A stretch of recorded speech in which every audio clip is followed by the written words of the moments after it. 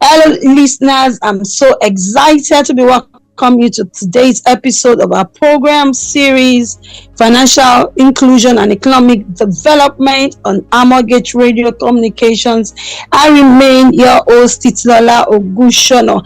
I'm so happy today because it promises to be another engaging, enlightening, and expository session because I'll have with me a very experienced guest in person of Dr. Kenny Oteje. He is a management consultant, he's a risk analyst, he's a finance expert, he's an educational consultant, and the list is, really quite robust, okay?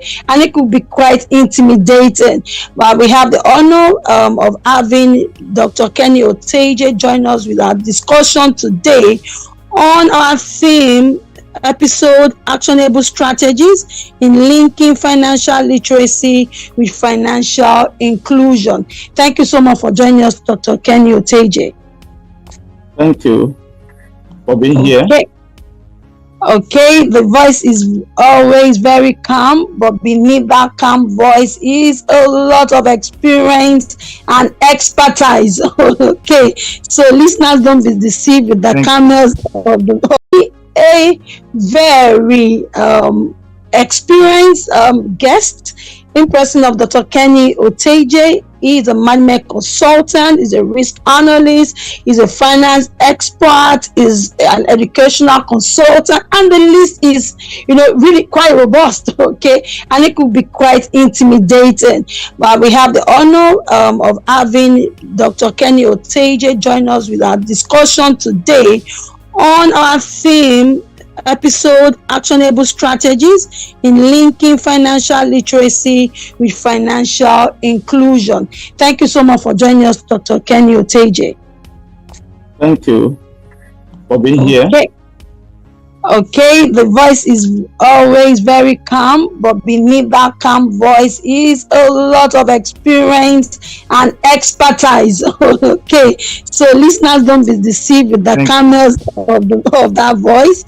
Okay, so we just go right into it. Today we'll be looking at actionable strategies in linking financial literacy with financial inclusion that is aimed at achieving economic growth. We'll be discussing a lot about financial inclusion, what it is. Countries that have high level of financial inclusion. We established that in those countries, most developed nations, we've realized that they have high level of economic growth and development. So with Doctor today, one of the things we've discussed again in previous episodes is also financial literacy. So I will throw the first question to you, Doctor. We are going to lay the foundation for this discussion by asking you, how would you define financial literacy? And what role would you say it plays in improving financial inclusion, sir? Well, thank you, Dr. Titi. Okay, sir. There are numerous definitions to financial literacy. Okay. But the most simple one is that it refers to the ability to understand and effectively use various financial skills in the areas of personal budgeting, savings, investing, borrowing, and debt management. Also, it also involves having the knowledge, confidence, and skills to make informed financial decisions that aligns with one's goals and circumstances. And financial literacy has many components. One of these of them is budgeting and savings, debt management, investments and wealth building, risk management, and understanding financial products. These are the components it has. But as regards to the role you earlier mentioned, financial literacy plays many roles in improving financial inclusion. Okay.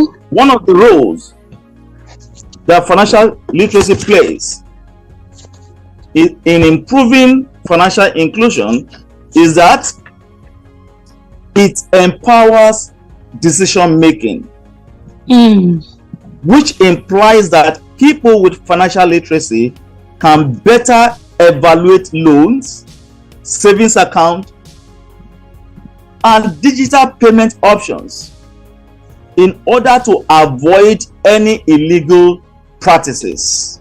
Okay. Another role we can look at is encouragement. It encourages formal financial participation. Okay. Which simply means that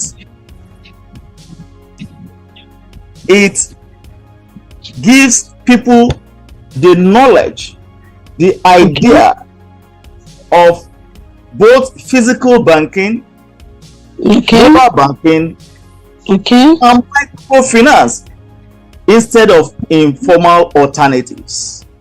Okay. That's one of the most important aspects of financial literacy. It also reduces the aspect of vulnerability to scam. What do I mean here? It gives awareness by preventing fraudulent acts or behaviors. Okay, awareness. Okay. Also promote long-term financial health by enabling people to understand the techniques or the importance of savings and investments, so that it breaks the cycle of poverty. Instead of you spending all your money using the 5 fingers to feed, financial literacy assists you to know the importance of savings and investments, both within the short term and the long term. It also makes you to understand, that is another role, it makes you to understand that there are different digital financial services, one of which is introduced by fintechs. And we have many of them. Okay. In addition to this, financial literacy acts as a bridge between access. That access is the inclusion and effective use of financial services. Without it, even available services may be underutilized or misused. Therefore, policymakers, educators, and financial institutions must combine access, which is the inclusion, with education to achieve true financial inclusion. This as just brief aspects of the definition and the roles financial literacy plays in financial inclusion. Oh wow, thank you so much, Doctor. From what you have said, I like the definition of your financial literacy is when people have the knowledge, I like that, the confidence and skills to make informed financial decisions. So from what you have said, the more you know about financial matters, that's where the confidence will come from. It comes from knowledge, skills to make financial decision. You also mentioned some components of financial literacy. You talked about budgeting and savings. I like the one you talked about risk and debt management, okay, because that is quite deep. And out of the roles that you have mentioned, you said it empowers us to take decision. That is that you can to loan evaluation. And I like what you spoke, the role about formal financial participation, because you are aware. So that is financial literacy, takes you to the place of awareness, where you are aware of what those strategies, of the red flags to see that this is a potential scam, like what you said.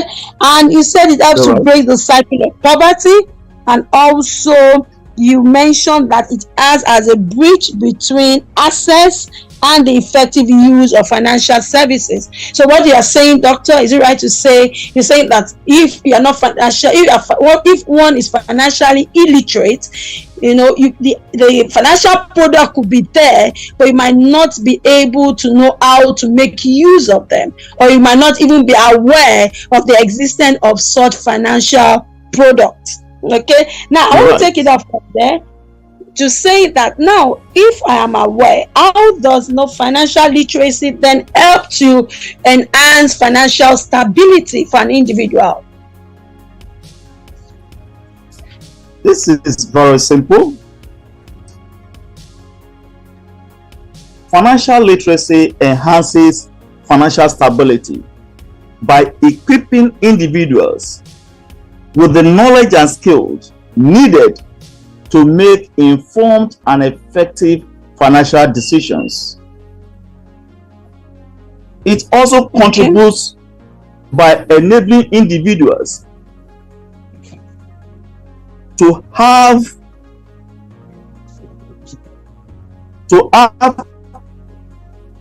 be able to create and stick to their budget by avoiding overspending and unnecessary debts.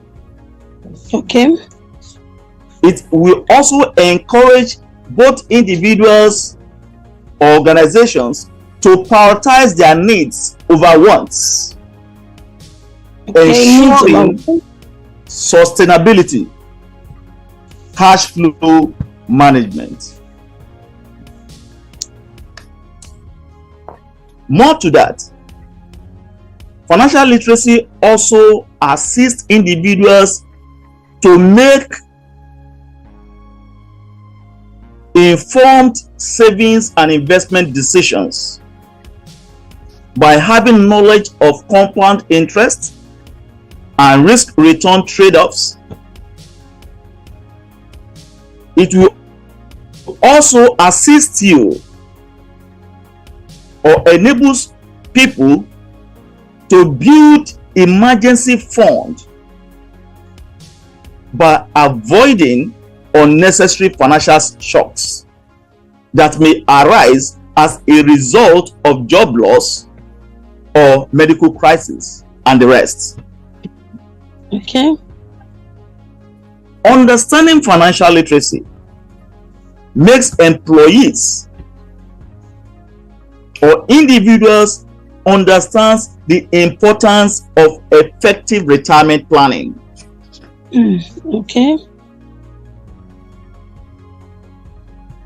More to that, financial literacy enables you to understand the smart use of financial products. Okay. That is the ability to compare loans, credit cards, and insurance policies that will lead you to lower costs and better terms. This simply implies or means that you know where to put your money or where to invest by comparing each of these financial products. The key aspects, you should also know that financial literacy empowers individuals to navigate complexity. Okay. From daily budgeting to long-term planning that will lead you to resilience against crisis and sustained economic well-being. These are some of the areas how financial literacy could enhance or help financial stability. There are many of them, but because of our time. Okay. All right. Thank you so much, Doctor, for that detailed explanation on how, on the ways, on the approaches, what measures how financial literacy could lead to, could enhance financial stability. But I have a follow-up question that I want to play the devil's advocate. Okay. Now that we know financial literacy can enhance financial stability, so what do you think happens in a situation where we have people that are very financially literate and they still have a bit of financial instability? Would you say that the level of exposure in terms of financial literacy is not high, or will it be a case of indiscipline? Which one would you say, Doctor? It is win-win. Okay. If there is less financial literacy awareness by people, there will be mismanagement of fund. That is why I said earlier there must be financial literacy education that must be inculcated either by organizations or into the educational curriculum of schools, so that people will be able to understand the importance of financial literacy and its inclusion from the grassroots to prevent subsequent mismanagement, and to understand how cash flow or budgeting works. Okay. All right. Thank you so much, Doctor, for that explanation.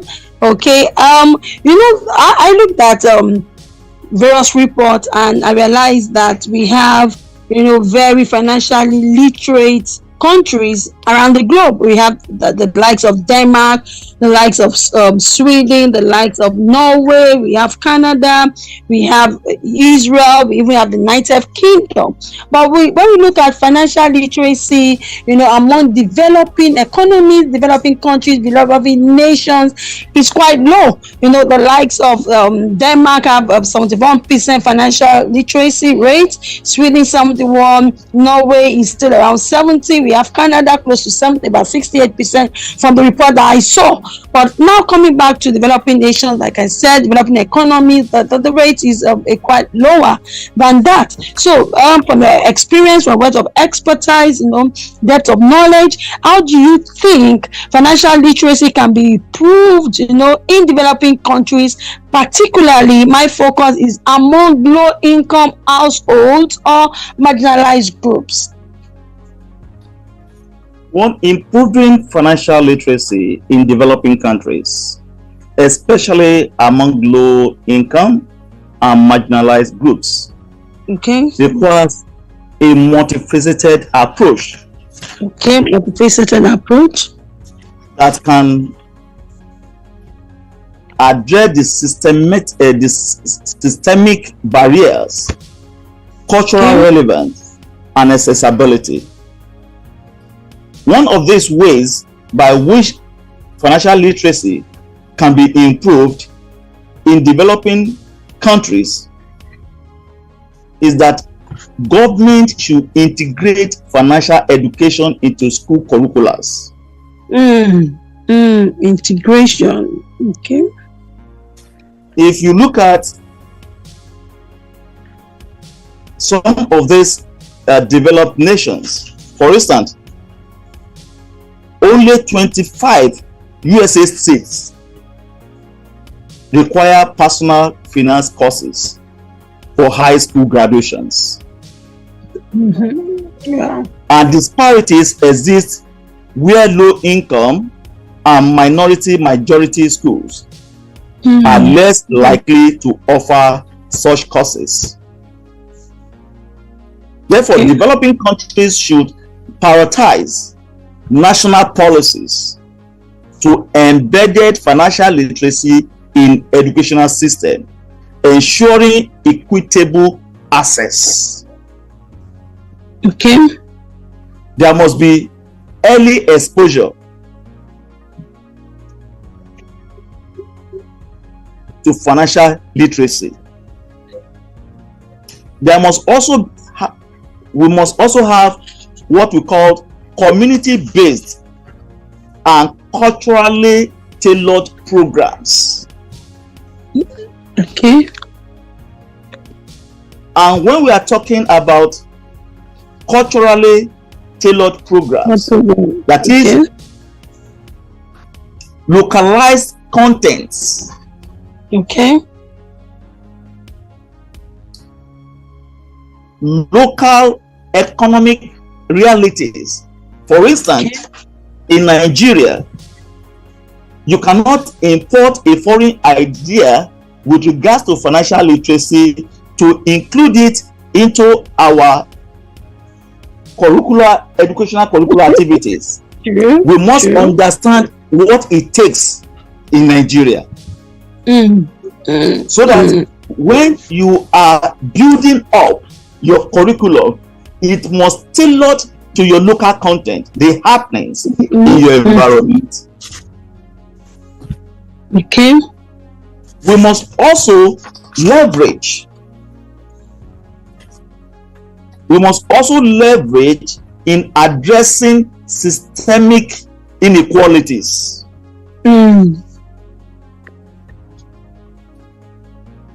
Survey reveals that 16% of USA adults face bias in financial services, with Black and Hispanic communities experiencing lower trusts in institutions. However, regulatory frameworks must enforce anti-discrimination policies. This must also be applicable to Nigeria. We must also have measuring impact and scaling successes to evaluate these discrepancies so that financial literacy will be understood by all without having gender bias or gender gaps. Okay, so gender gaps. Because these are some of the key challenges one is going to face if there's discrimination between genders. Okay.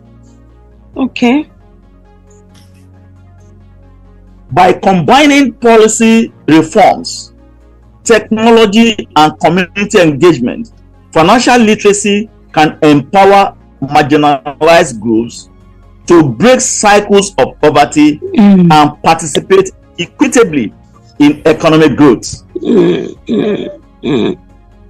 Okay. These are my takes on this. Thank you so much, Doctor. I've told you listeners that behind that very calm voice is a lot of depth, breadth of experience on this subject matter. If you're just joining us, the program is Financial Inclusion and Economic Development. Today we have a very experienced, a seasoned management consultant, risk analyst, and finance expert with us. And we are discussing some of the strategies in linking financial literacy with financial inclusion. And what Doctor just explained was responding to the question that I asked, that how does he think financial literacy can be improved upon in developing countries, particularly among low-income households or marginalized groups. And he has said one thing he said before going into all of those steps was that, look, this approach is going to be multifaceted. It's not one strategy. We are going to bring in more dimensional approach to this. And he said it must integrate financial education to our curriculums, that we must, and one thing you said is early exposure to financial literacy. And I'm going to come back to ask a further question on that. And there must be equitable access, and also mention community-based, and culturally tailored programs. You cannot import programs that have worked in other nations. It might not be very practicable to implement it as it was implemented there. So it was make sure that it's tailored to meet our, look at our cultural values, you look at our peculiarities as a nation. So before you come up with programs, okay, then you spoke about the gender gap. You must ensure that we do not have that gender gap, that is the disparity between the male and female gender in terms of level of financial literacy. Now, you talked about the early exposure to financial literacy. So for those who are not joining us, that was his response to my question. And I want to find out from him. So talk about early exposure to financial literacy. How early would you say like a country like Nigeria should expose its youth, an average child, to financial literacy, to financial education? From the age of 12, preferably. 12. Preferably. Okay, so is there any reason why you chose 12? Why not later? Why not earlier than 12, sir? Because from the age of 12, some children would have passed out from the primary schools going to secondary schools. Okay, so at that stage, they will be able to understand what financial literacy is. And at that stage also, schools can partner with banks to teach savings habits. Okay, savings habits, okay. Through school banking program, which I suggest. And at the age of 12, when you are educating students at that level, they will be able to understand what we are talking with as regards to saving habits. And it's important. At that level, schools can partner with banks to have school banking programs. Okay. However, if we said from 10 years, they will not deeply understand the purpose of financial literacy. But at that age, it's still better. They know how to spend money. They can go to the market to buy foods. They can go to the market to buy shirts here and there. Then they can be able to manage what Okay, I see your point, sir. Okay, I see your point, sir. Okay, thank you so much. Okay, for that detailed, that robust explanation, on how financial literacy can be improved upon in developing economies, in developing countries. Okay, now you already mentioned one of the ways you mentioned again was that at that stage, at the age of 12, that you expect banks, to partner, with them to teach them how to save, culture of saving. So I want to go to my next question. What role do you think financial institutions and corporate organizations can play in fostering financial literacy among citizens? Because some will say it's not the role of government alone, that it should be collaboration, partnership between the public and private sector. So I want to know your opinion, your stake on this, and what role do you think the financial institutions and corporate organizations can play in fostering financial literacy among citizens? You say, Dr. Gushona, financial institutions and corporate organizations plays numerous or crucial roles in fostering financial literacy among citizens, which is essential for any economic stability, personal financial well-being, and inclusive growth. And this can only be achieved by establishing educational programs and workshops. Educational programs and workshops. There must be financial literacy campaign by banks, insurance companies, and investment firms can also organize free workshops, webinars, and seminars on budgeting, savings, investments, and debt management. More so, schools, there must also be schools and college programs. Okay. This can be achieved by partnering with educational institutions to integrate financial literacy into curriculums.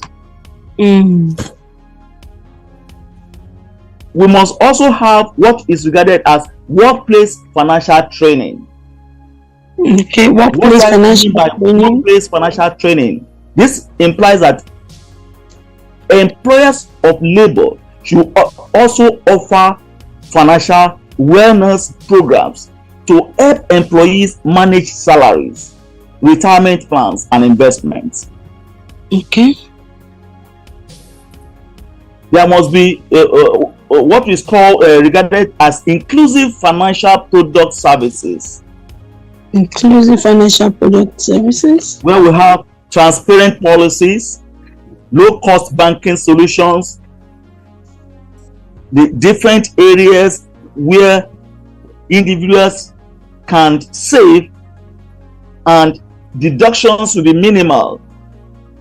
There are different types of savings. There are some savings that will still earn you little interest instead of you spending your money here and there. And these programs must tailored for also vulnerable groups. That is, designing financial literacy initiatives for women, youths, and low-income individuals. Okay. This will also assist in fostering financial literacy among citizens. There must be partnership and community engagement, which implies that there must also be collaboration with NGOs and governments. It is not only government alone. Okay. This will assist supporting national financial literacy initiatives like the one the World Bank and the UN programs organized. Okay. Also, we must also have what is regarded as corporate social responsibility initiatives. Okay. Whereby funding financial literacy through the NGOs. Okay. We must also have, in addition, advocacy and policy influence, lobbying for mandatory financial education in schools, supporting regulations that promote transparency in financial products. By taking a proactive role, financial institutions and corporations can empower individuals to make informed decisions, reduce economic inequalities, and strengthen the overall economy. Hence, financial literacy should be seen not just as a social responsibility, but as an investment in a more stable and prosperous society. This and more can serve as a role of which financial institutions and corporate organizations can foster financial literacy among citizens. We have a lot of them, encouraging responsible financial behaviors, having debt management support, helping customers understand credit scores and avoid predatory lending. These and many others. Okay. Well, thank you so much, Doctor. It's a whole lot that you have mentioned. Okay, you have spoken about practical ways that yes, there are various ways where financial institutions, corporate organizations, can actually help to foster, improve the level of financial literacy. And most of the things you have spoken about, I like the educational program, workshop, the webinars.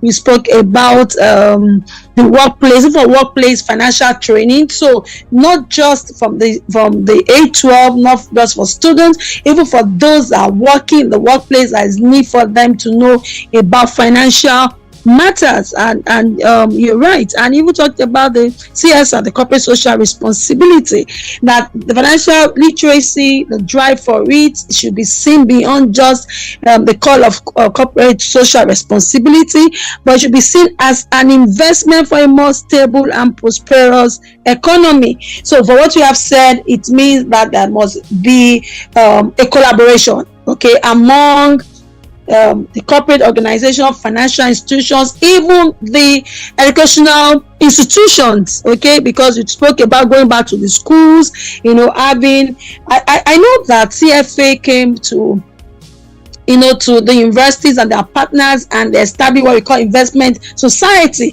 And part of what they're trying to do is to catch them young, encourage and also inform, train students, undergraduates on financial matters. So, like you said, this part of the way is not just about financial literacy for financial literacy's sake, but it's about financial literacy aimed at achieving economic growth and development. Am I right, Doctor? From what you have said. Okay, I wish we could go on, but I think this is all we can take on today's episode of our program. Thank you so much for Doctor for sharing all these insights. We will be back next week to wrap up this episode. I'm sure when we call upon on you, Doctor, you'll be ready to join us same time next week, sir. Thank you. I'm ready for you. Thank you so much. Thank you so much, Dr. Kenny Oteje. Dr. Kenny Oteje is my mentor. I cannot but just keep thanking him for the role he played during my, the doctoral program, doing the doctoral program and my postdoctoral program. Okay, thank you so much, sir, for always believing in sharing, impacting the next generation, always passionate about seeing improvement in financial matters, improvement in the economy. Thank you so much, sir. Thank you. You're welcome. Okay, thank you. Wow, this is all we can take on today's episode of our program. Okay, but I would not leave without dropping the quote of T. Harv Eker with us. He says that the number one problem in today's generation and economy is a lack of financial literacy. Thank you so much for joining us. Thank you for staying to the end of today's episode. We hope that join myself and my colleagues next week. We have programs Monday through Fridays. It's still the same time, 5 p.m. WAT on Amalgate Radio Communications. Remember that for your consulting, training, and communications needs, we have you covered. If you want to learn more about us, the website is www.theamalgate.org. For previous episodes that you have missed, kindly click subscribe to our YouTube page. You get we have over 257 videos uploaded that you can learn from. And if you have questions, feedback for us, send a mail to contact@theamalgate.org. contact@theamalgate.org. Till I find my way to your devices, keep safe, stay blessed. I remain Titilola Ogunshola. Bye.